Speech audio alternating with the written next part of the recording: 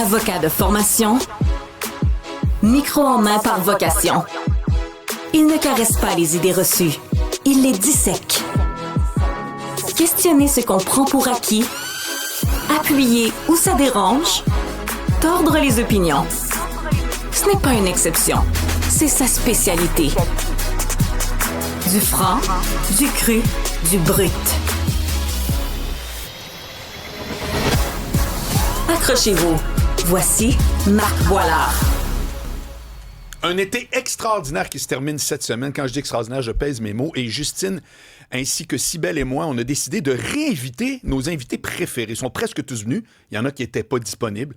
Et ça commence avec Michel Grenier, très éminent gérant d'humoriste, Mike Ward, Pierre-Yves Roy-Desmarais, Daniel Grenier.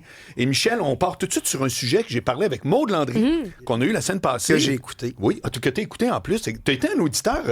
pas mal fidèle oui, cet été, en passant. Oui, j'ai assez régulièrement cet été. Dans l'auto à l'occasion ou presque toujours en réécoute? Ça a été surtout en réécoute. Okay. Dans mon cas, à moi, parce que, c'est ça, je travaille le jour. Oui. Fait que ça, je travaille de chez moi. Je comprends. Alors, la question que je veux te poser, on en a parlé un petit peu avec Maude Landry. Est-ce que tu crois que les humoristes en général doivent avoir un message particulier? Guy Nantel est un bon exemple. Il est très politisé. Son dernier show, c'est carrément en partie son expérience au cœur du Parti québécois où, tu te souviens, il s'était présenté pour être chef. Blablabla. Ou faire rire pour faire rire, mission accomplie, c'est assez. Tu te situes où là-dedans? Parce que les opinions divergent. Ben, les opinions ne devraient pas diverger, dans le sens qu'on va voir un spectacle d'humour. Fait que la raison première pourquoi je vais voir un spectacle d'humour, c'est pour rire. Fait que tant mieux s'il y a un message dans ton affaire, mais moi, je suis venu te voir pour me faire rire. C'est comme si tu vas au restaurant, c'est pour manger. Je dis pas que je comprends qu'il y a différents... Si t'as en plus l'expérience, le service... Mais j'ai un besoin qui est me nourrir, ben là, j'ai un besoin qui est rire. Donc, est-ce qu'on est obligé d'avoir un message? Je trouve que s'il y en a un, si tu fais... Je trouve il y a des gens qui vont... Souvent des humoristes qui vont mettre le message avant l'humour. Et c'est là que ça devient problématique parce qu'on dirait que tu as juste l'air d'avoir quelqu'un qui te dit quoi faire, puis après, il essaye de te faire rire. Fait qu'on dirait que tu sors du spectacle, t'as ri, mais t'es comme mal. T'as le goût de sacrer ton iPhone aux poubelles. Mais il y a des noms qui me viennent en tête moi que aussi, je connais. Moi aussi, il y a beaucoup de noms qui me viennent en tête. Mais c'est vraiment le fait que je considère qu'au niveau de l'humour, fais-moi rire. Si t'as un message, tant mieux, c'est un petit bonus, mais je veux rire. Bon, je suis à la même place. Puis toi, Cybèle? Ben, moi aussi, je veux rire. Parce que c'est très, très rare, puis je vais vous donner l'exception, puis j'aimerais ça qu'on en jase, où je sors d'un endroit, puis je me dis, hey, lui, il m'a vraiment fait penser à ça, tu sais. Puis j'y repense longtemps, puis comme je me sens mal, tu sais, je sors de là, je me dis, hey, c'était drôle, j'ai mal au ventre, c'était vraiment le fun. Puis là, je fais une comparaison, puis dis-moi si c'est gossant comme comparaison pour des humoristes québécois. Mais moi, un des spectacles d'humour qui m'a le plus marqué, c'est un des récents de Dave Chappelle, où il parle particulièrement surtout de personnes trans. Puis, tu sais, il fait beaucoup de joke très rough là-dessus, mais en même temps de parler de la relation qui a évolué avec une de ses amies trans qui a fini par se suicider. Et moi, j'ai fini cette écoute-là et j'ai eu les larmes aux yeux, j'ai ri, j'ai eu une réflexion, mais c'est rare. Est-ce que peut-être que là, à ce moment-là, vu que c'est à la télé ou vu que c'est cet humoriste-là en particulier, des fois c'est bon, est-ce qu'il faut comparer? T'sais, je sais pas si ma comparaison se tient. Non, je vais te dire, moi, ce que c'est, je trouve ça très intéressant. En un mot, moi, je suis de la même école que toi, c'est-à-dire rire, c'est assez. Mais c'est-tu parce qu'il y a plein d'humoristes qui n'ont pas la capacité d'aller plus loin? Ben exact. Ça peut être ça? Ben c'est parce qu'il faut que tu focuses à la base sur faire rire, puis tant mieux s'il y a un message qui vient. Dans le cas de Dave Chappelle, que j'ai vu en spectacle, c'est quelqu'un qui est un des meilleurs au monde qui était en train de parler. Son style d'humour, oui, il fait rire, mais il aime ça faire réfléchir aussi en même temps. T'sais, c'est dans le style de...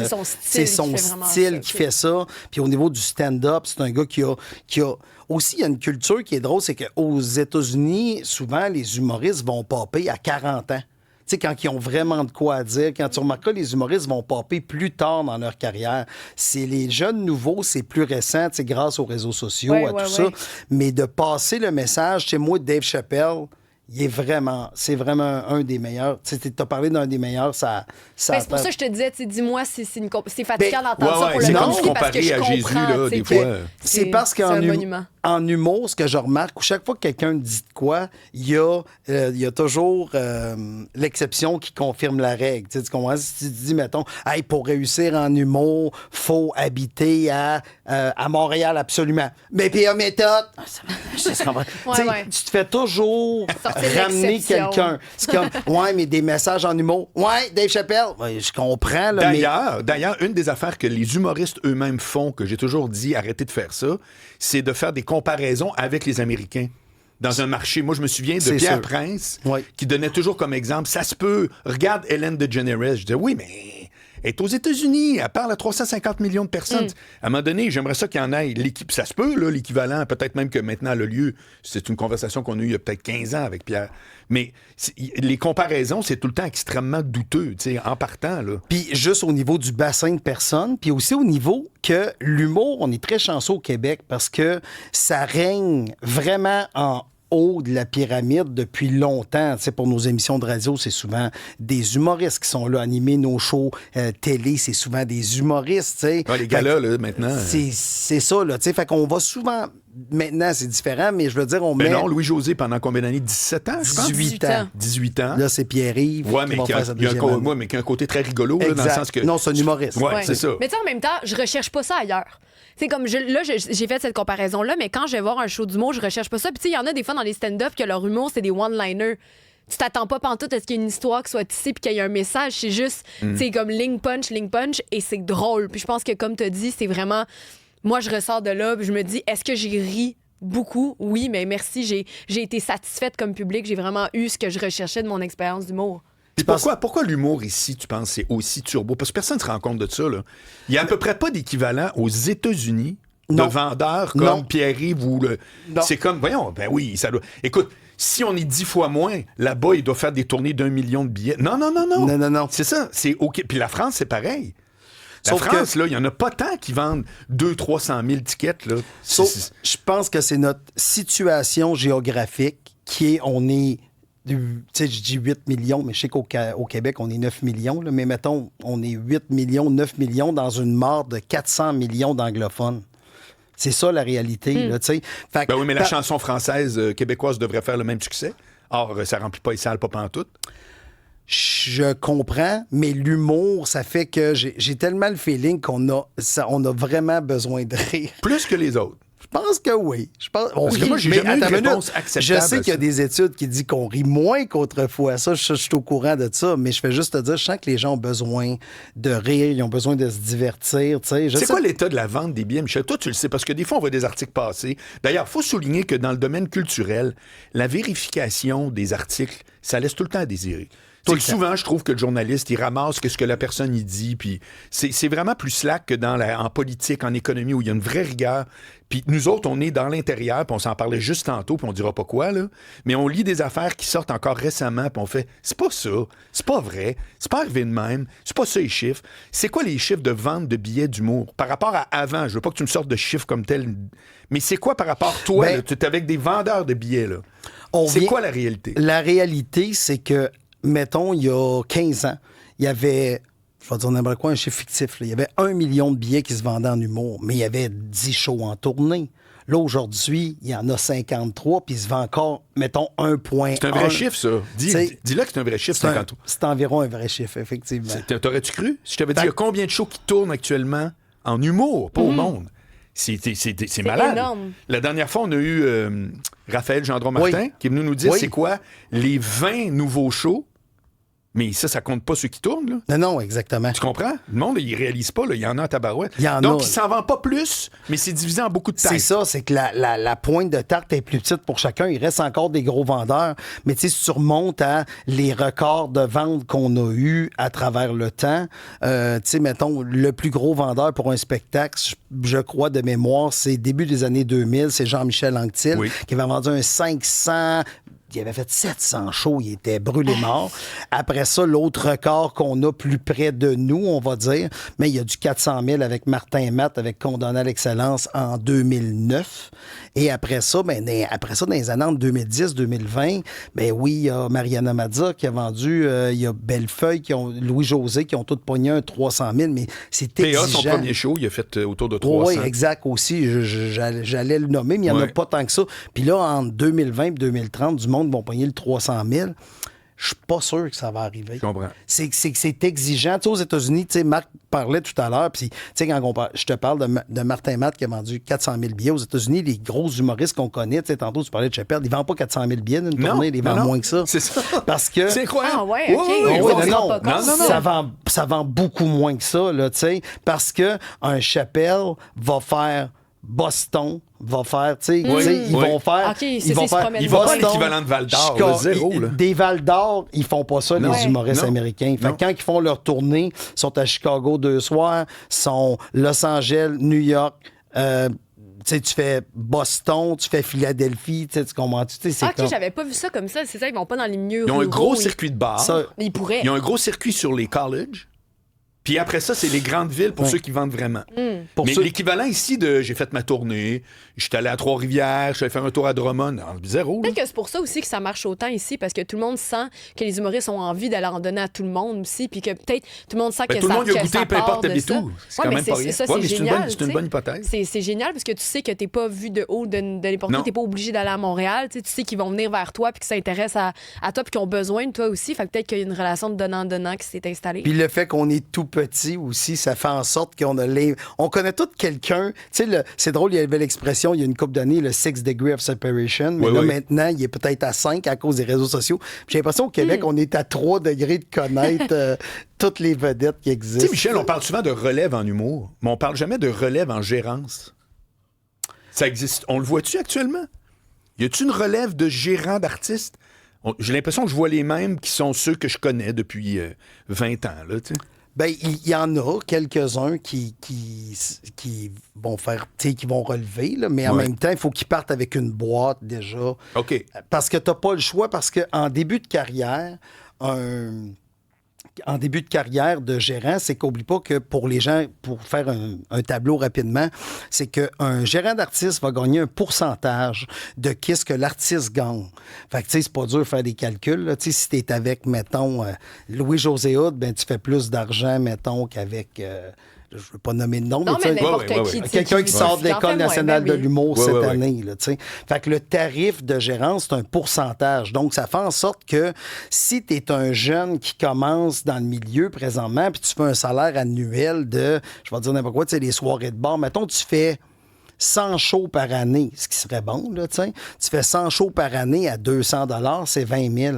Fait que ton gérant qui prend un 20 un 25 selon, tu sais, je vais laisser les gens choisir, mais mettons qu'on va y aller à 20 ben, tu te retrouves avec 4 000 $ par année pour avoir un cellulaire, représenter quelqu'un 365 jours par année. Puis là, j'ai mis 100 shows à 200 $. Tu te déplaces. C'est ça, des frais, un gérant. Là. Ça a des petits... honnêtement, c'est pas ouvrir une usine d'aluminium, là. Mais il reste que, tu sais, quand tu commences, puis on l'a tout vécu, toi et moi, là. Oui, exact. Tu ramasses le reste de quelqu'un qui en fait pas beaucoup, là. C'est exactement. Puis aussi, les humoristes, ils veulent monter avec leur gérant, mais en attendant, je monte, ça me prend une source d'argent, un revenu, quelque chose. J'allais demander, est-ce qu'encore aujourd'hui, tu as l'impression que les jeunes humoristes veulent avoir des gérants ou ils se distancient en pensant que peut-être qu'ils n'en ont plus besoin ou avec l'argent? Est-ce qu'il y a encore la même philosophie? C'est très intéressant ça, parce que c'est pas clair. C'est pas clair. Et ceux qui sont très populaires sur Internet... Moi, je suis allé voir le show de Charles Brunet. Ah, c'est bon, là. Écoute-moi bien, là. Il a réservé le Jésus à chaque semaine pendant 2 mois, genre. Le Jésus, c'est 400 places, là, oui, c'est 400 places. Puis c'était plein, archi plein. Puis je l'avais jamais vu, j'ai rien, zéro. Je suis allé là avec qui, donc? C'est vous autres qui m'avez dit d'aller voir Charles Brunet? En tout cas, bref. Puis hyper efficace. Et lui, il a été connu uniquement par les réseaux sociaux. Et là, éventuellement, après, il embarque avec une équipe. Parce que là, c'est une production. Puis là, tu sais, il y a des salles, des tournées, il y a de l'organisation. Tu fais pas ça tout seul. Mais c'est quand même un cas flagrant de quelqu'un qui a dit, voici mon téléphone, voici mon talent pour vous faire rire. Vous allez connecter, allez hop. Puis X années plus tard, je remplis des Jésus. C'est impressionnant, là. Mais ça revient encore à ce que je disais tantôt. C'est l'exception qui confirme la règle. C'est là, tu nommes une personne. Mais je te rappelle qu'à l'École de l'humour, fête à peu près ses 30 ans, il a sorti 15 humoristes par année, même d'auteurs. Fait que tu sais, va dire... Sans compter ceux qui choisissent pas l'École de l'humour, comme justement Charles Brunet, Christine Morancy, Martin Petit, Yvon Deschamps, il n'y avait pas d'école quand lui, il était là.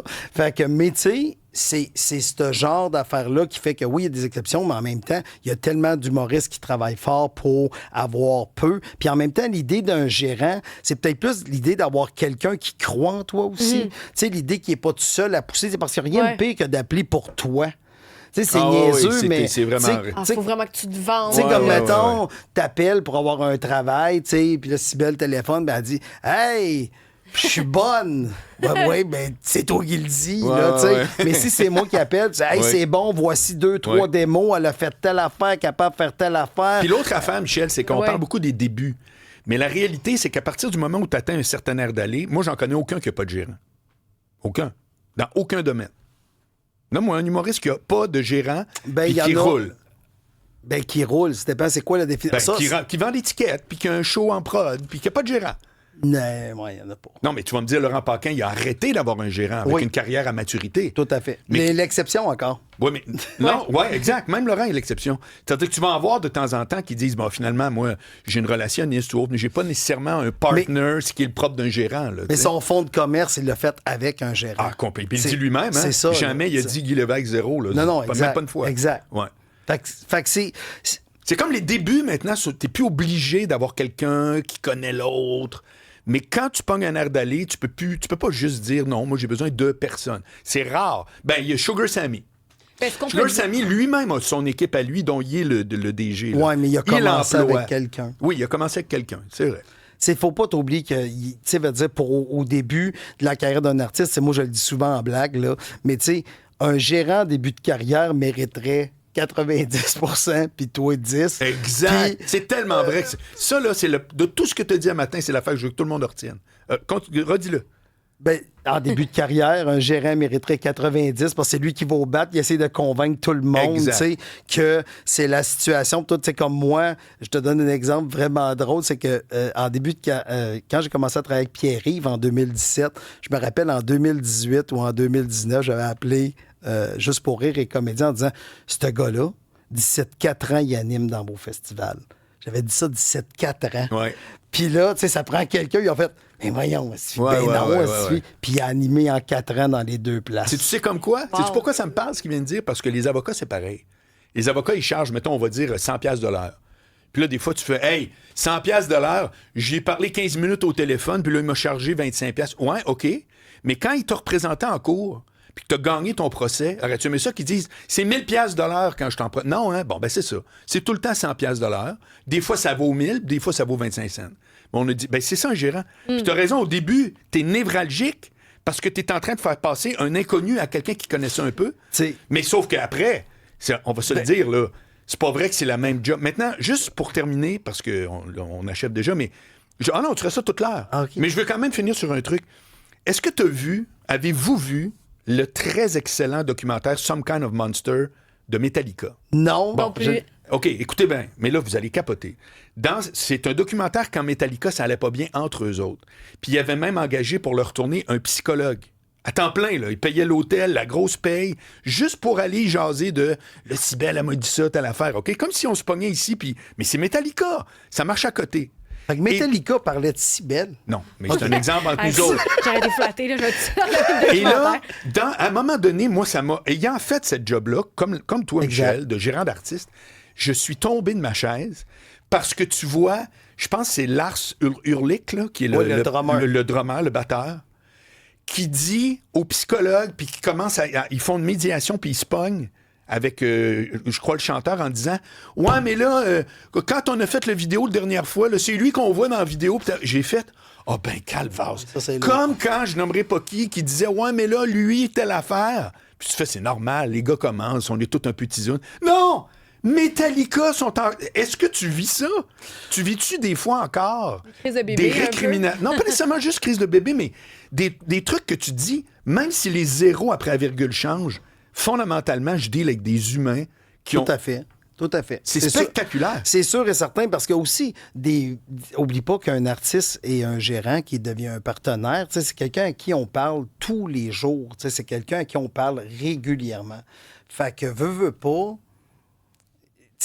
on a tous des bonnes et des mauvaises journées, mais si je te parle à chaque jour, pas vrai que j'ai marque tout le temps au top. Là, ben non, exact. Exact. Fait que c'est un peu la même chose pour les gens que tu représentes. Tu sais, ça devient... Hey, c'est fou, là. Tu sais, ça fait... Moi, cet été, là, la première fois que j'ai touché un peu à l'humour, c'était, là, 35 ans. Fait que, tu sais, aujourd'hui, d'être sur scène, d'être avec mes artistes, tu sais, j'ai commencé avec mon frère sur scène à Victo pour payer une limousine pour aller au bal des finissants. Tu sais, Mike, qu'est-ce qu'on a passé à travers tellement d'affaires, le Centre Bell, les podcasts, les shows, la cour, avec Pierre-Yves, ça a été fou, la 10, tout ça, c'est écœurant, là. Tu sais, j'ai vraiment du fun dans ce que je fais. Tu sais, fait que... Ouais, mais t'en as travaillé une shot. Hein, moi, je peux te le dire. Mais tu sais quoi? Quand tu fais ce que t'aimes, t'as pas l'impression de travailler. Bla, je m'en cogne. Je vais juste te dire que t'as travaillé grave. Sérieux? C'est ça que tu fais avec tes invités favoris? Non, mais tu dis ça, mais c'est sûr que c'est vrai.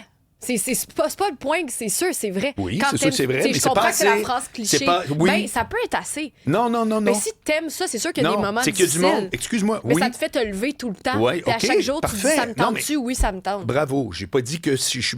C'est que je suis tanné de toutes les entendre dire. Puis c'est à cause que j'ai fait... Non, à un moment donné, ça a été... Il y a eu pas juste du travail, il y a eu du talent, il y a eu du flair. Il y a eu des affaires qu'il faut que tu dises. Il faut que ça se dise, c'est tout. C'est pas en contradiction. Je suis entièrement d'accord. Bon, c'est assez.